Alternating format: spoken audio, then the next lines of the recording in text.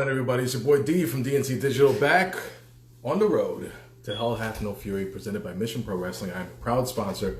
I will proudly be there supporting these women in this awesome movement that they're doing.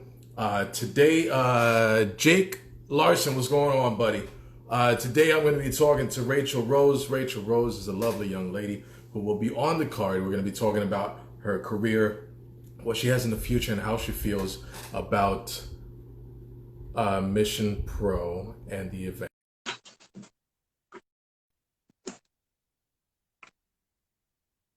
Miss Raychell Rose, just waiting for her, and we can get started. How you doing today? Hey, I'm good. How are you? Everything good so far? Yeah. How's it been for you during this whole COVID thing? I mean, it's been different, but it's almost gotten to like a normal now. So like, Are you afraid that that's a new normal? I'm not necessarily afraid of it.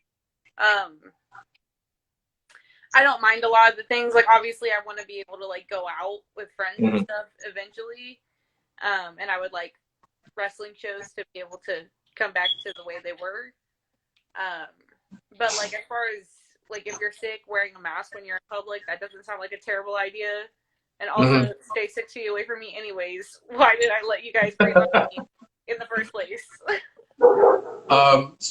As far as when you talk about wrestling shows, the mainstream wrestling promotions have they've experimented, fair to say. They've done what they call cinematic matches, and they've done matches in different environments and trying to do what they can. In your opinion, do you feel like they're doing their best, or is there still something to be fixed as far as the product that they're doing? I think they're absolutely doing their best. I think they're trying different things and seeing what kind of sticks. You know what I mean? Because this has never happened before, and right. It's hard to adjust in just like our personal lives. So I'm sure running like a multi-million-dollar company is probably really hard to adjust. That's based on like fan interaction, and so I think they've done really good. I think like on a whole scale, like most companies have done really well at adapting to like the times and figuring out what they can and can't do and what they can do safely and how they can protect people and stuff like that. As far as these cinematic matches, I'm putting them in quotations because that's the thing that everybody wants to say. What sticks out to you between like the Stadium Stampede and the horror show and the Firefly Funhouse and the graveyard match, the Boneyard match? What sticks out to you? What do you feel like that was the one that they're like, okay, that was dope? The Boneyard match was my favorite that they've done. I think the whole like aura around it fit the match. I think it fit both of them really well. I popped so hard for Biker Taker coming out. Right. But I think it just fit like the whole story, and again, like it's Taker, so you can kind of like get into more out of the box things like that with his gimmick and like his thing easier than like if it was like AJ and Seth, where it's like okay, yeah. You know what I mean? So I think that one was the best one in my opinion, as far as like the way it was done and the way it came off on screen. Yeah, my favorite part of that match was he just picked up AJ Styles, and I think AJ may have said something to him, and Undertaker just hit him with the Godfather. Like, he hugged him. He goes, "Come on, man. I'm not going to do anything to you. Don't worry about it." Yeah. And then, boom, he just buries him alive. So, he said... Oh, go ahead. I think he said, "Don't bury me." And he was like, "You did good. Why would I do that?" And he goes, "Come on, man. Come on." Yeah. Oh, that was the best. Such Godfather. So you are affiliated with Reality Wrestling, is that correct? Yes. Now, what the cool part about that is that I was a kid. I grew up in New Jersey, so I used to go to the Garden all the time whenever WWE had a show, and if I was lucky enough, they would stop and sign autographs for me. So I remember Booker T was signing autographs for everybody. And security, they have a job to do, so they were just like, we got to get you in, don't sign so many. And Booker T just looked at him, he goes, "I can be late." and he just keeps signing for everybody. And it's a cool testament to how much he appreciated the fans. You got to meet him. It looks like at a supermarket or something. And I would like to know, what was that moment like? And did he remember you when you showed him the picture when you started working with him? Yeah, so it turns out we live fairly close to each other. And I ran into him at Kroger's, and I fought with my dad about going to the store because I didn't want to go. And he made me go grocery shopping with my sister. So we went, and I ended up meeting Booker, and it was great. And I was a total fan, and I don't think I got a full sentence out the entire time. My sister would fill in whatever I was trying to say because I was just like, oh my god. But yeah, that's actually how I learned about Reality of Wrestling. Was he told me there. I had heard of it and I had seen some episodes, but I had no idea it was a school. Okay. So that's where I kind of started looking into that. Did you ever have a conversation with him about that moment where you met him? Yeah, so I ended up doing a fantasy camp, which is like a one-day event that they do. And it's for people who want to get into wrestling, or like just people who want to see what it's like to be in a ring and like take some bumps and learn some things. And then, you get to spend the day with Booker and like his trainers. So, cool. But I did that. And then I ended up winning the fantasy camp and started training. And so whenever he saw me at training, he had asked me about how'd you learn about reality wrestling and everything. I was like, well, funny story. And at the time I met him at the supermarket, I had bright red hair. Oh, okay. I was young. I was in high school still. All right.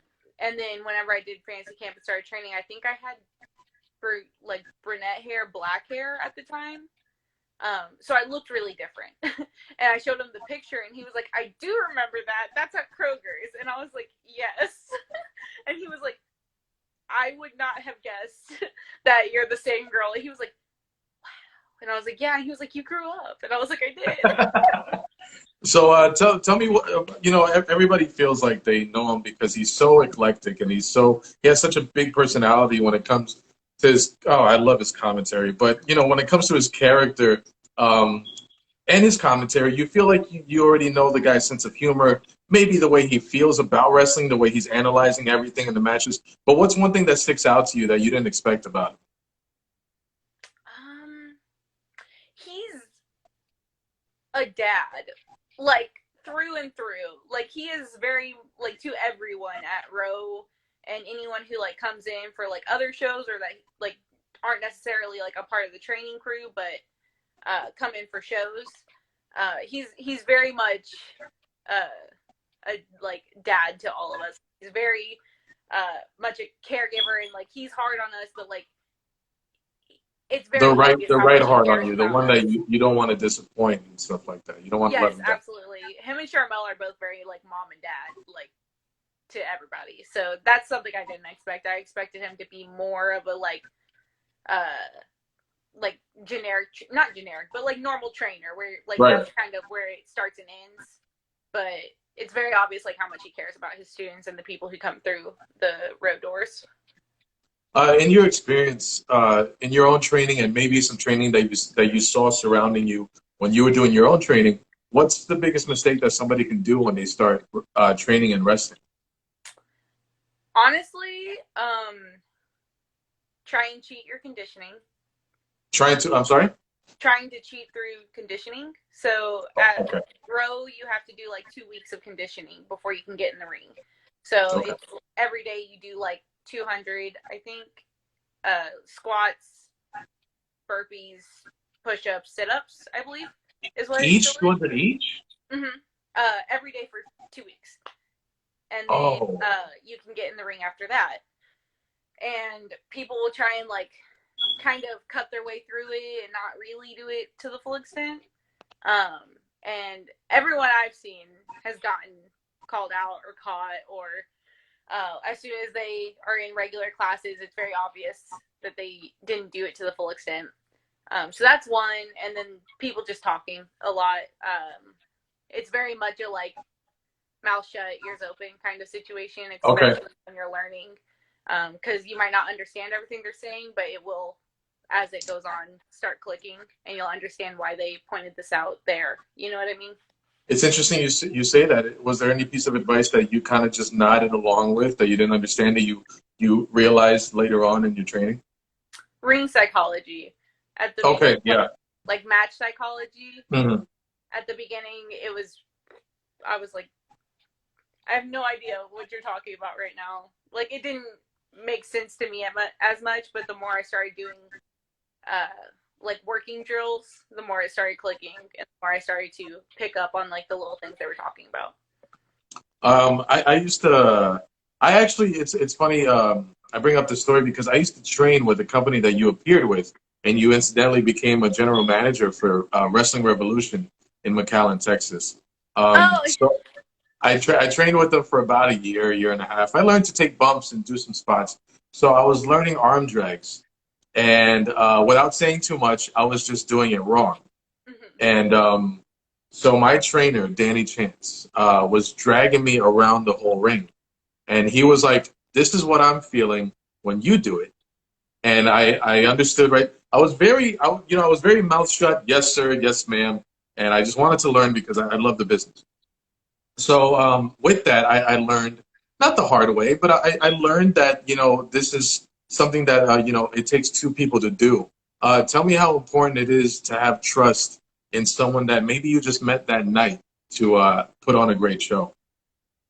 Oh, absolutely. You definitely have to trust the person. And I think a lot of it, though, is trusting yourself, because if you know you can, anything that where their safety is in your hands, if you know you can take care of them, and you know that you can protect yourself if you need to, then it's easier to trust the other person. If you go into it kind of blind and you don't feel confident in those abilities in yourself, you're not going to feel confident in those abilities in the person you're wrestling. So that's kind of like my mentality when I go into it. Hell Hath No Fury, presented by Mission Pro Wrestling, September 18th, will be streaming on the Title Match Network. Now, you have experience with the Title Match Network. You've been fortunate enough to be featured on a few streams, and you've definitely come along in your career. Do those, is there a contrast between a regular show and then one that's being broadcasted to a separate audience at home? Yes, for sure. Anything that's recorded for later publication or streamed live through the camera, anything that's not just only for a live audience, you definitely kind of have to go about it a different way. You have to include them, the fans at home. You can't just play to the live crowd, because the fans at home might get lost in that, and you want them to feel as included and get as into it as everyone who's there live. So you have to kind of keep that in mind when you're going through your matches. I remember there was some type of feature in WWE, and Kevin Dunn, we were going over a production meeting, and it just sounded so interesting. He goes, we're putting on a live show and a TV show. Mm-hmm. So there's two separate assignments, two separate agendas, two separate audiences, like we say. One thing that you did that definitely surprised an audience, is it Kylie Rae's birthday today? Yes. Okay, it is. Can you tell me, what did Pikachu do to you for you to knock his teeth out with a pretty sweet super kick, I must say? Okay, everyone's blind and cannot see clearly. He touched me, okay? I was talking to Kylie. I just saw a little bit of back and forth and then the kick. I didn't see anything. I was injured at the time, okay? And it was my shoulder that was injured, okay? So I acted in self-defense. I kicked him in the face. It was his fault, not mine. Enough said. Just like you said, you shouldn't have brought him out there in the first place, but... Just like you said, you couldn't catch him all, but you caught him. I did. Hey, so I looked up your stuff, and I'd like to know, with your experience cosplaying Harley Quinn, what do you think of the new Suicide Squad trailer? I actually haven't gotten to see the full thing. I've seen it in like Oh, okay, clips, okay, all right, but so far I think it looks really cool. I didn't mind the first one. I thought the first one was cool. I like all the characters a part of Suicide Squad, and I yeah. don't mind TV or movie adaptations of those characters usually. I'm pretty open minded when it comes to stuff like that, so I enjoyed the first one, so I think I'll enjoy the second one as well. With your experience, you did a couple cosplays, and we'll get into those in a second. But with your experience doing that, did it help you as far as this is what my gear is going to look like? Is there a kinship between cosplayers and wrestlers as far as their presentation goes? Yeah, it's definitely like getting into a mindset. You know what I mean? Like whenever you're in costume, you kind of like almost involuntarily catch like the attitude or the persona of whoever you're playing. And then whenever you're in the ring, obviously you bring out a persona. Either it's you just up to 100, or it's like a whole nother persona that you've brought to wrestling. So it's the same kind of thing where you have to kind of get into a different headspace. Right. So I was excited to talk to you about this because my favorite, I wouldn't say it's my favorite Disney movie, but my favorite Disney princess is Belle. Only because she's just so I can go on and on about her. Like somebody asked me, they're like, "Hey, who's your favorite Disney prince?" I'm like, "Belle." That's it, done. Like I already knew who it was. Tell me about the time that you were part of a production of Beauty and the Beast. Yeah, so my senior year of high school, I wasn't in any of the dance stuff anymore. So I wanted to do theater. So I tried theater and it was lovely. I loved it. I was a part of like regular plays, but I am a god awful singer. So when it came to musical, I knew I wasn't really going to be in the musical. Maybe a dancer, but other than that, my singing capabilities are not there. But I am very much into makeup and hair and cosplay and costumes. So I wasn't a part of the costume team at first, and then throughout the process, my theater teacher kind of started asking me things, and she was like, "Hey, do you know what prosthetics we could use for Lumiere or the Beast or whatever?" And I would tell her, and I'd be like, "Yeah." And then she asked me if I could do Beast makeup, and I told her yes. So we did some trials for Beast, and then she asked if I could do Lumiere as well, and I was like, yes. And then Cogsworth, and then I did his, and then she was like, "Can you just be in charge of that for me?" And I was like, yes. And then on top of that, I ended up in charge of costumes and costume changes as well. So I was Wow. before the show and during intermission, I was doing makeup and touch ups. And then during the show, I was helping in costume changes. So Belle has her three dresses, and then Beast has the one big transformation from the Beast to the Prince. And I remember getting Belle into her yellow dress. We had Okay. 90 seconds from the time she got off of stage to get her out of Which her was pink which was the dress. costume before the yellow dress? Was it her regular blue thing with the apron? The pink dress with the bow. And she has the Okay. pink bow in her hair. Yeah. So yeah, it was that dress, and then we had 90 seconds to get her in a different wig and a full different dress and back on stage. um, Jeez. so I would just like sit there ready with the dress like on the floor, and she would just take off her other dress, step into the one, and then I had like bobby pins in my mouth, and I would just hand her the wig, and she would toss me the other wig, and it was very hectic, but it was so fun. I loved it. Beauty and the Beast is my favorite Disney movie, especially for the classics for sure. It's my favorite, so I was just really excited to be a part of the production. It's a safe assumption that it totally prepared you for your cosplaying and your wrestling. Everything's on the fly. The presentation, how you took charge of a lot of stuff. Um, I want to find out because I worked in this type of business when I was a kid. What's the worst thing you can remember about the retail business? Oh, all of it. What store did you work at, by the way? I worked at Forever 21. I love Forever 21. You see, I can't go in without my girlfriend because I need supervision when it comes to shopping. Yeah, Forever 21 has some cool stuff for men. But you disagree. We're gonna just respectfully disagree. Tell me what was the worst part about working there? um, honestly, I hated sales section. So everyone like was assigned to sections to keep up and make sure it was all tidy throughout the shift and everything. And I don't know if you've ever looked at the Forever 21 sales section, but it's always a like war zone. Like nothing is ever organized. You talking No about one like ever makes. clearance, like the clearance Yes, rack? Oh yes. no, yeah, that's bad. And then obviously just rude customers or people who are rude, and then I can't be rude back. I just have to smile and be Can't like, be rude, but there was no one story that you can tell me that you were able to just give him a little bit of attitude without getting in trouble. no, because my best friend was my manager and Uh, she referred me. So, like, in the way where I could do something and she would kind of maybe let it go. If I do something, she gets in trouble by our, like, bosses. So, I couldn't do anything because then she would get in trouble and then I would have to get in trouble as well. So, all right, so now we'll move on from something that you don't like to something that I don't like. oh. Um, how did you become a Patriots fan? Oh. I So don't you know. see, I'm from New Jersey, so it's like a state law that we don't root for the Sox, we don't root for the Celtics, and we don't root for the Pats.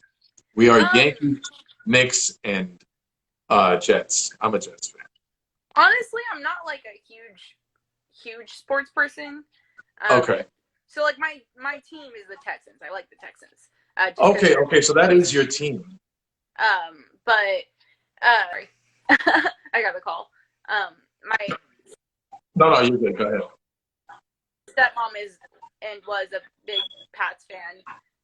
So it kind of rubbed off on me a little bit, and I didn't mind them. They were fun to watch, but like I'm not a super in-depth football fan, so things that would make other people upset about I didn't care about as much. Oh, okay. I understand now. I Um, totally understand. Looking through your social media, you have a lot of cool drawings that you did yourself. Um, can you tell me about the benefits of just sitting down and, you know, having your mind on one thing and kind of maybe did you escape the world whenever you were, making your drawings? yeah, it was definitely a therapeutic kind of process. It's just fun. I think everyone should have some type of creative outlet, and that's been mine since like I was little. I just enjoy drawing or painting or anything like that. So a lot of times I'll just listen to music and kind of zone out, and then I'm just focused on whatever I'm working on.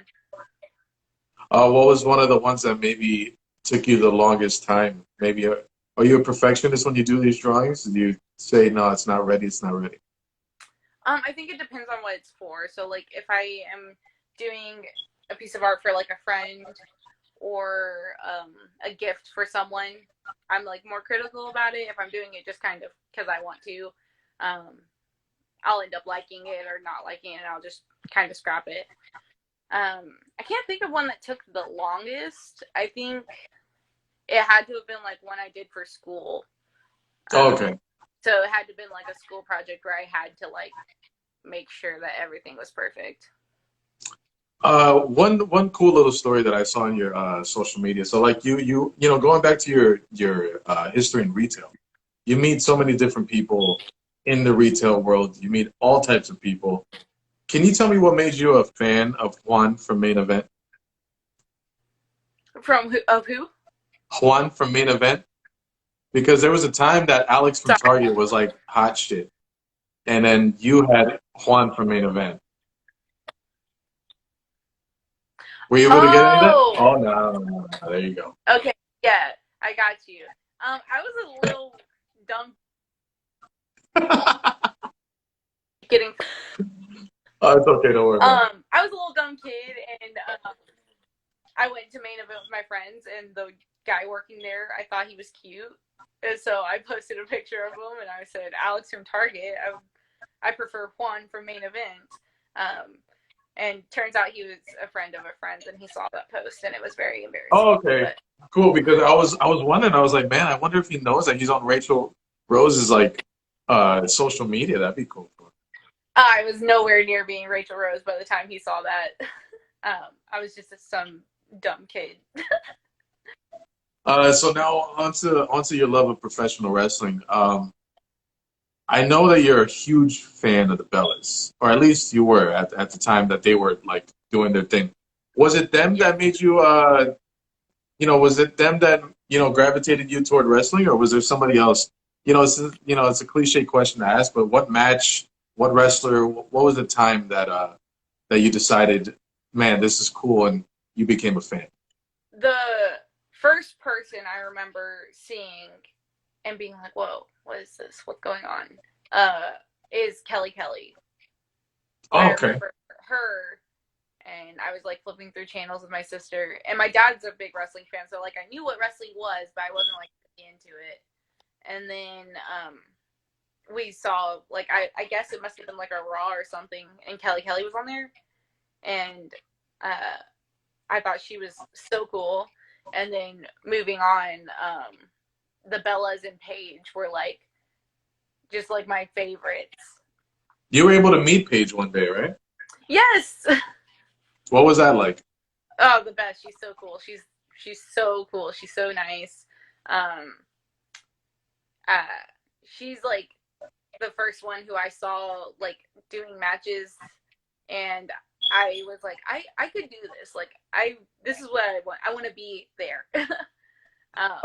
With your father being such a huge professional wrestling fan, what was his reaction when you decided that you were going to start training and start doing this seriously? At first, when I first mentioned it, he was kind of like, yeah, okay. Just thinking I was just, because it was like right after a live event. Okay. Like, I want to be a wrestler. And he was like, okay. So yeah, I think he just thought I was kind of hyped up on like the emotions from the show. And then when I met Booker, I came home and I was like, Booker T has a school. I'm going to be a wrestler, all this stuff. And he said, whoa. And he told me I had to finish high school. And so I finished high school. And then I was like, okay, so about Booker T's school.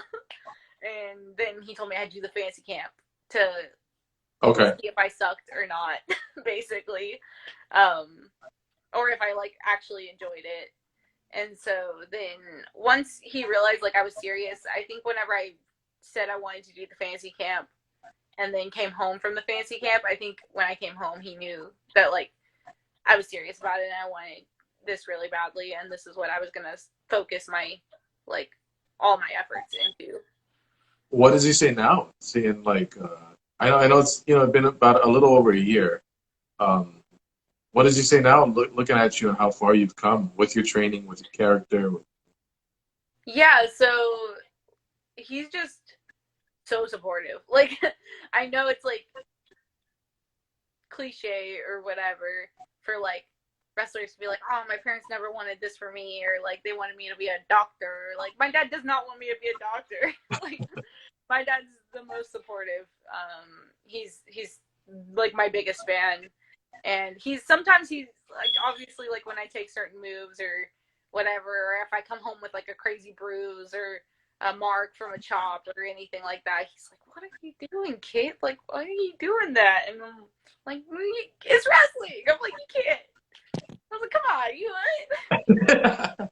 And then who was his favorite growing up? Does he have favorites that he tried to get you to cheer? I can't think of like at the time, like, because when he would watch it, I was like, yeah, that's cool, Dad. Oh, okay. I mean, he's back into watching it now ever since I started getting into it. But yeah. I know he's a big Diesel fan. Hey, really? That's cool. Yeah. He's just a big NWO fan. As a matter, like he just really likes NWO. He's always been like a heavyweights guy. Like he likes the big heavyweights. He's come around to like the littler guys being in there and doing things with like the newer style of stuff. But like he's always gonna be a heavyweights guy. Like Keith Lee, loves Keith Lee. How did you feel about Keith Lee's debut last night? I don't think he's gotten the chance to watch it. Well, how did you feel about the weekend? How did you feel about SummerSlam and their presentation of the pay-per-view? Were you able to watch? Yeah. You liked it? Yeah. I thought it was cool. The Thunderdome's cool. It's a good way for them to start becoming more interactive again with fans and bringing in more revenue and things as well. So I think it all looks dope. I enjoy it. I think it all went really well, and I liked, like, there's nothing I can think of that I was like, that was garbage or whatever. But I'm also like, I don't know. I try and keep like wrestler Kelly and fan Kelly, or wrestler Raychell and fan Kelly, like, separate. You know what I mean? Yeah, like, that's one thing. That's one thing I'd like to ask you. Is it difficult to watch as a fan, knowing what you know with your knowledge, and you are a public figure now in the wrestling world?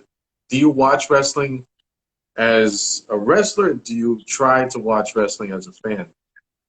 It depends on the situation. Like, if I'm like watching a match and I go look for a match because like I want to tape study, or I just know they're good wrestlers and I like want to try and get better. Sorry, I'll watch That's okay. it more critically and like kind of think of things as through a wrestler's eyes. And then with shows that are on during the week, usually I'll try and just be a fan, especially because like there's people I know on those shows now, and people like I've been able to see their success and their journeys and stuff. So I try and just like appreciate it from like a fan's point of view. You know what I mean? And just like, man, like I know her, she's on TV, or I know him, he's on TV, and this is cool. And just like, is that a motivating factor for you? Oh, for sure. It's always cool to see people from the same community as you, or people you've been around, or people who just are genuinely good people make it and get kind of their due. You know what I mean? Speaking of people we know, our boss next month, Thunder Rosa, showed up on AEW. What was your reaction to that? Oh, it was cool. What? Sorry. What? I can't. I'm in an interview. Hello. Sorry. That's all right. Roommates and things. My dads are trying to call me, and I can't. Oh, okay. Your brother's on the And way. so yeah, Thunder. That was super cool to see her on AEW. I figured it was kind of a matter of time once Sheeta started doing the open challenge things, because they've worked with NWA and stuff before, and Thunder is really good, and she's a pretty big name on the independents and things. So I figured that they had already kind of seen her and known about her, and then with fans tweeting them and all that, I figured that at some point she would either get at least a match, or how she did show up on actual programming. One thing I wanted to ask you, and before we dive into Mission Pro Wrestling and the show next month, I read a tweet from you, saying that your younger sister, right? Your younger sister has autism, and I personally have experiences with my mom. She has schizophrenia and acute dementia, and my nephew was just diagnosed with having ADHD. So with mental health being such an open conversation now, because when I was a kid and things were going on with my mother, it was just normal, but I also didn't talk about it.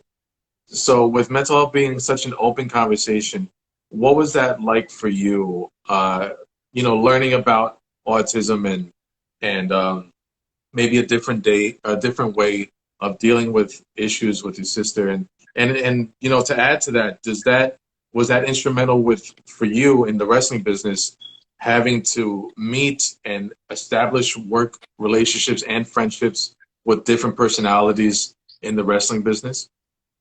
Yeah, I mean, I think if you're close to anybody who deals with a mental illness of any kind, or any disorder, physical, mental, you definitely grow like a certain empathy for it, and you have like more compassion, I feel like, towards those situations. Not saying other people who don't have someone close don't feel compassion, but I don't think they truly have as much compassion or empathy for those people in those situations because they don't see it firsthand usually.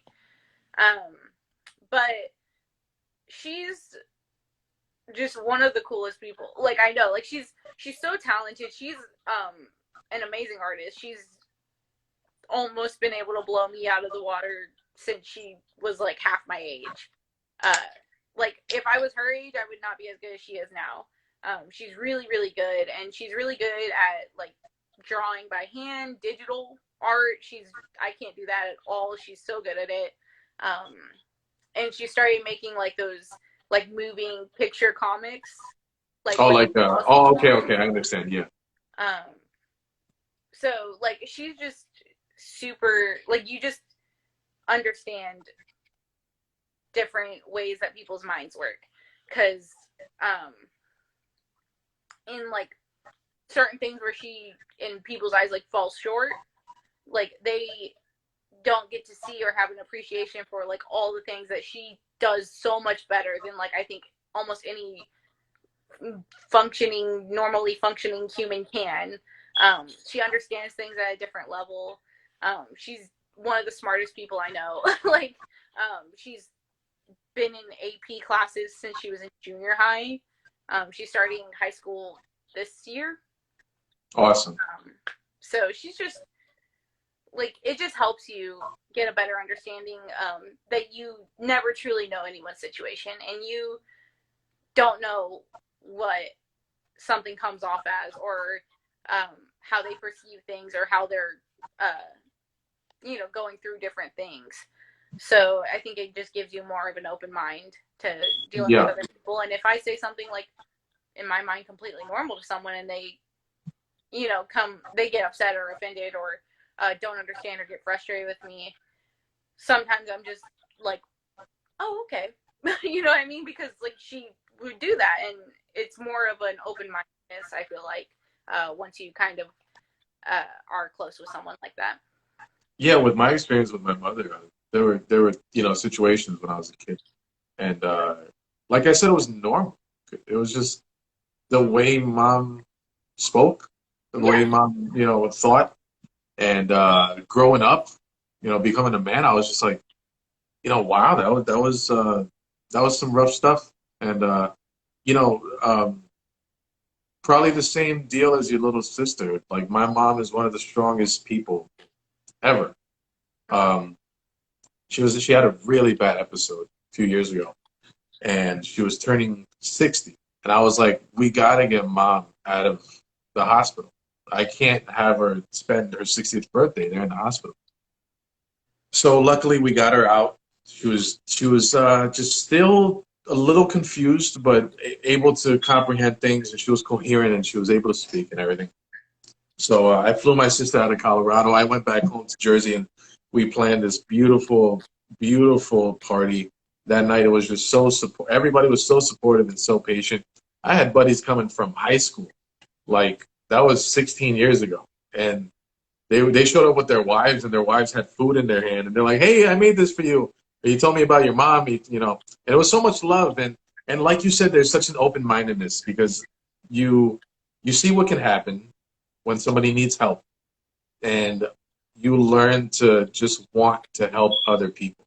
And you learn that other people who may feel alone, who may feel like nobody's listening, I'm like, I got you. I'm right here. So yeah, I feel like there was a connection. I just wanted to speak about that, and it's a cool thing to hear you talk like that about your little sister. She must be such an amazing person. God bless her. Moving on to Mission Pro Wrestling. The closer we get to this, the more I feel that it's so important in the wrestling business. I am honored and privileged to be a part of this.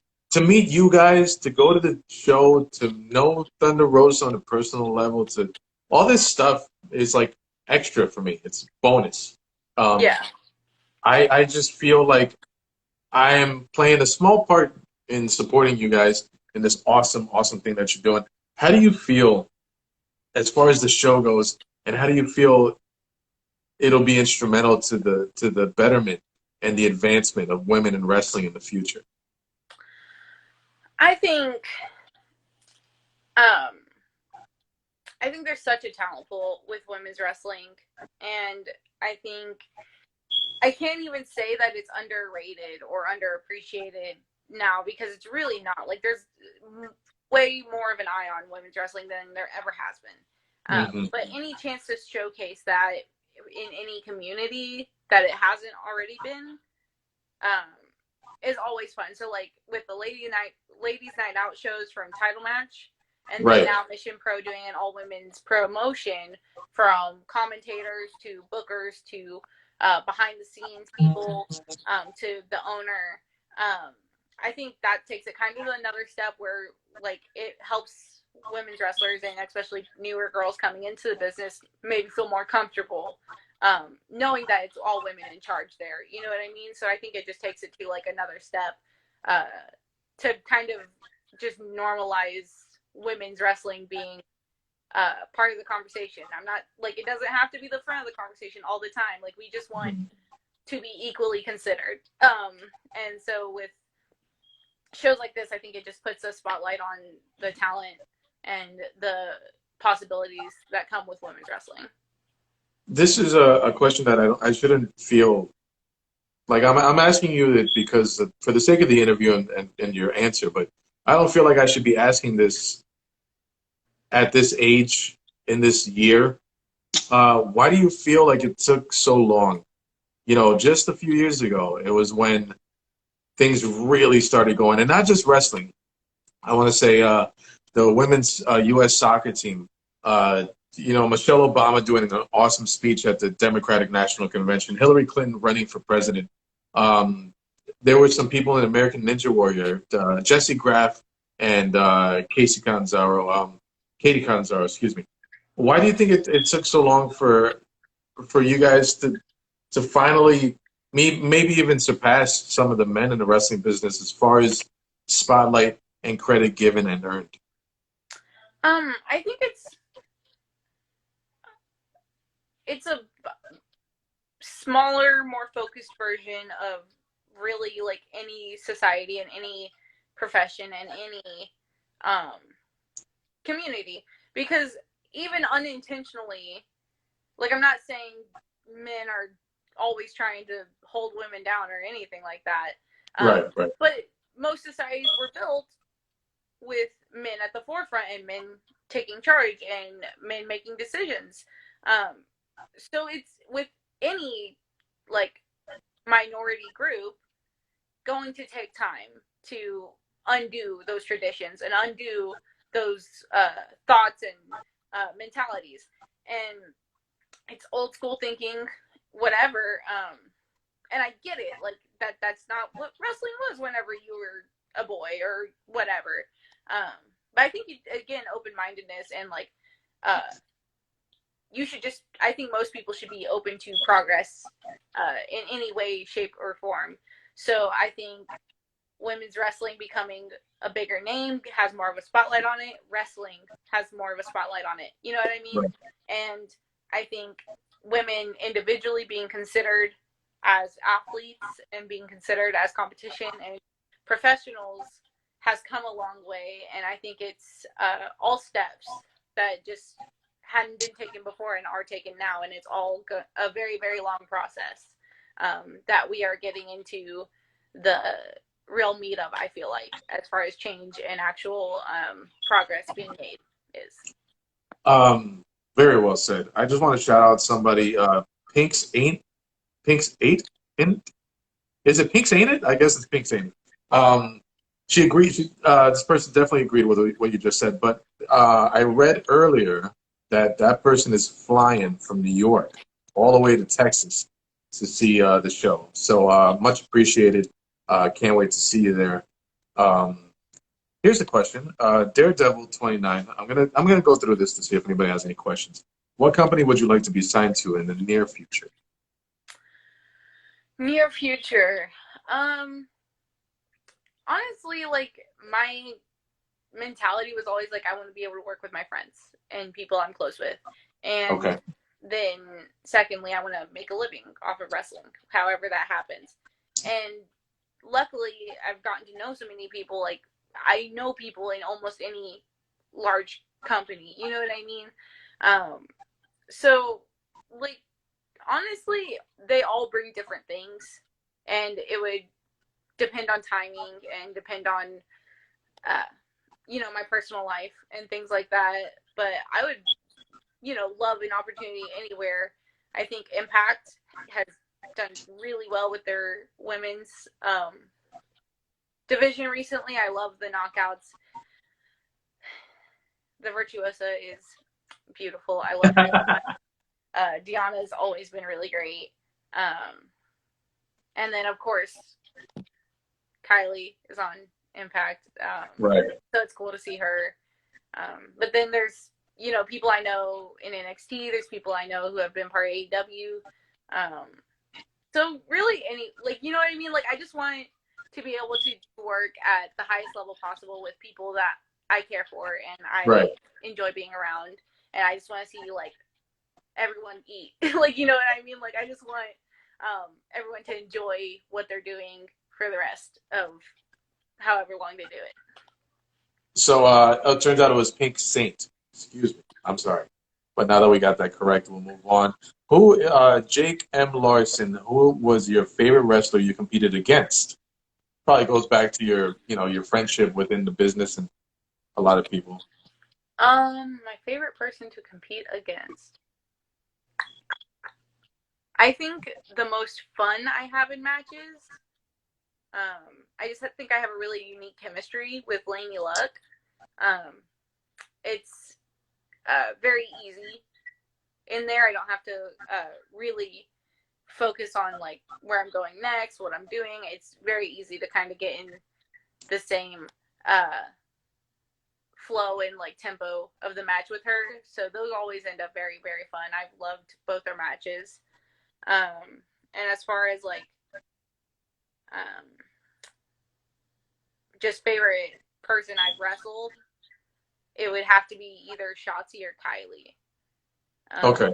Because Kylie, that was, like, the first match that things really clicked, like, mid-match for me. I remember just, like, taking a look at the audience at some point. I think it might have been when I cut her off. And I just saw the audience, like, full force. And usually I kind of zoned them out for most of the match. And I just kind of, like, realized, like, how connected everything was and them and their reactions to our portrayals and things. So that match is really cool. And then my match with Shotzi was just super fun, and it was super out of the box because obviously. I bet. No, that girl's nuts. I bet. It's funny you bring up Lainey Luck, though. Was she the reason you were trying to learn how to do a backflip in your living room? Yes. So I can do them, like, on trampolines and things, but I can't land them, like, on solid ground. And so I was trying to learn it because I saw her set up with the mattress and everything.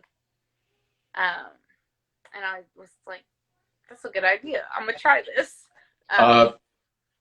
So, yeah. Pink Saint is convinced that your favorite wrestler to compete against was Alex Grasso. I mean, she's cool. I like her. We're fun. Like, she's a fun person. I just think, like, as far as chemistry goes and, like, just having fun in the matches, right? I think Lainey and them might talk. That's what you would call a night off in the business. Yeah, right? For sure. Is with Lainey, night off, easy. Shotzi and them, it was just fun stuff in the match. Like, we weren't focused on just, like, technical wrestling. We could kind of get out of the box and do some crazier things. TCBTX photography, ready to see House Rose make the TV audience bend the knee. Women of wrestling, that's a good question. Are you safe from the storm? Are you getting prepared for anything, or are you out of its reach right now? I'm in just south of Houston, so we'll probably get some of it. But I've lived in the same house for the other two major hurricanes that I can remember. Ike and Harvey, and we were fine. This house is never flooded. We are lucky enough to have a very steep driveway, which wrecks the front of our cars, but saves us from flooding. So that's nice. And I think we'll be okay. I mean, Houston floods because it's Houston, and it'll be flooded streets for like a day or two, I think, around us. But I think for the most part, we'll just chill inside and play games. That's good. Anybody on the chat, thank you for joining in. I have Raychell Rose here. If you want to ask any question, we're about to finish up, so I'll be more than glad to ask the question on your behalf. So what would you like people to walk away with when they leave that night from Hell Hath No Fury? What that conversation in the car after the show, what do you want people to think about yourself and Mission Pro Wrestling? I want them to just think about, like, that they have a memory now. You know what I mean? Like, I want them not just in the car on their way home. I want them, like, months later or years later on Time Hop to see, oh, yeah, I went to that show and that was crazy. And, like, we saw this and this. And especially with the times, I think, like, if I can provide any type of fun and happy distraction from everything going on for a couple of hours, I think then we did our job, because that's our job, is to entertain and to provide happiness and distractions and entertainment from any of the other crazy shit going on in the world. Yeah, that's something I always like to ask every woman that I've had here on Instagram Live. All the ladies that are booked that night. Can you talk about the platform that you do have? And all these little girls are probably going to go to the show and see you and come up to you after the show and talk about how much they love the match. You know, I used to work at a restaurant that had, well, a drive-through place, a fast food place. And I opened the window and somebody's like, "Hey, you do YouTube, right?" And I was like, "What?" And he goes, "Yeah, you DNC Digital." And I was like, yeah, I do. He goes, "Oh man, I love your videos." And I was like, what the hell is going on? I felt like I'm just I'm this small guy who just has some YouTube channel that I like to do interviews, and it was just really cool experience for me.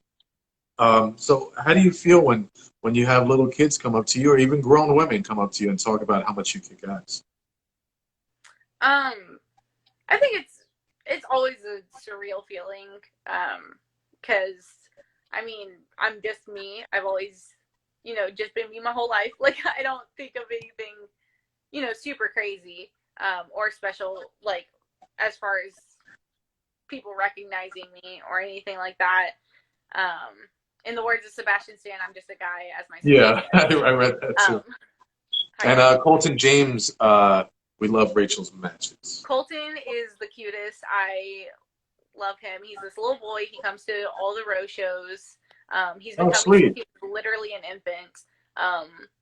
And I think he goes to like other shows now as well. His grandma takes him, and he is the biggest supporter. And he's always just so fun. I can always pick him out like in a crowd. So hi, Colton. Colton, let me know if you're coming to the Mission Pro show. But go on. You were talking about people coming up to you. Yeah, it's always a surreal experience, and I just try and make it, like give them a little bit of my time. You know what I mean? Because especially right now, like I'm not on a time crunch usually any time ever. It's independent wrestling. We're not really as much got to be here, got to be there kind of situation. You're right. And anyone who I made enough of an impression on, good or bad, depending on how I'm playing that day. You got a big fan from Chile in here. How do you un tipo tranquilo? Okay, I got it. Big fan from Chile. That's awesome. Thanks for showing up. Do you feel like that's an added maybe pressure or responsibility, like another layer when you have your match, you have that person's safety, you have your own safety. Now you have like fans, and they're looking up to you, right? And you got little girls that want to grow up and be a wrestler just because they saw you. Is that a whole nother thing in your head while you're going through the match? It's not something I usually think of during a match, but it's definitely something I think of whenever someone mentions me or comes up to me or wants a photo or anything like that, because I know how I feel when I see the wrestler that I look up to and really enjoy. And I just want them to have a good experience. You know what I mean? So the very few times I've been recognized outside of a wrestling world, it's been super crazy, and it's been I've just been very grateful. And also in the chat, yeah, Colton won't be able to make it, but yeah, I know. TCTX Photography. I remember your daughter. It was at what was the show? I wrestled Lacey Ryan. Okay. I believe in San Antonio, but I do remember your daughter. I can't remember what company that was for, but I do remember she was very, very excited to take a picture, and she was very adorable. And I think that picture's still on my Instagram. It's so cute. But thank you so much. Yeah, I have an 11-year-old daughter, and as she grew up, she started watching wrestling with me. And I took her to a show, and she got to meet most of the women on the SmackDown roster at the time. And she had a little women's belt. She has it hung up, and they signed the back of the belt. They signed her poster saying Women's Revolution is awesome. So I'd like to thank you, along with all the women booked, to, I want to thank you guys for providing somebody that my daughter can look up to, because she's not watching this Rihanna or Nicki Minaj or Cardi B shit. That's my baby, and I want her to look up to somebody respectable. And Shenanigans at BOW, that's where. Yeah, that's the show. So I want to thank you for your time, Raychell Rose. You were an awesome guest. This was a lot of fun. I had a lot of interaction with all your fans on the chat. Let everybody know where they can find you besides Instagram on social media. For Twitter, it's Raychell Rose is my Twitter handle. It's Raychell Rose. And Facebook, I have a fan page that's just Raychell Rose. And then I just got this year a pro wrestling tees store. And again, it's just search Raychell Rose. And this week, I just started my Patreon. Yes. Raychell Rose. And we are, I think, at 75% of our goal so far. And that's crazy because I started like 2 days ago. That's awesome. But yeah, so new Patreon is probably the most recent and relevant thing. But yeah, it's been fun. I didn't know how it like the new app or anything like that. But it's fun. Right. It's cool to interact with people and get like some more intimate reactions and interactions with fans or people who follow me. So it's just been fun so far. That's awesome. Everybody who's on the chat who's following me, make sure you follow Raychell Rose. Her name is right here, I'm guessing. That's how we're set up on the screen. And all of Raychell Rose followers, go ahead and follow your boy, DNC Digital. I am a sponsor for Mission Pro Wrestling, Hell Hath No Fury. I am doing Instagram Lives every Sunday, Tuesday, and Thursday with the ladies booked. And we're about a minute and a half away. Thank you so much. I really appreciate you. This is also going to be on YouTube. So go on YouTube. Yes, definitely subscribe to DNC Digital. I have interviews with everybody up there, as well as other people in the entertainment business. Ross Marquand from Walking Dead, Townsend Coleman, Michelangelo from the Ninja Turtles. I have a whole bunch of interviews on there, so I really would appreciate your support. Miss Raychell Rose, bend the knee, right? House of Rose. I really appreciate your time. You guys take care. Have a great night. And I'll see you September 18th at Pinball's Kingdom in Buda, Texas for Hell Hath No Fury presented by Mission Pro Wrestling. Everybody have a great night.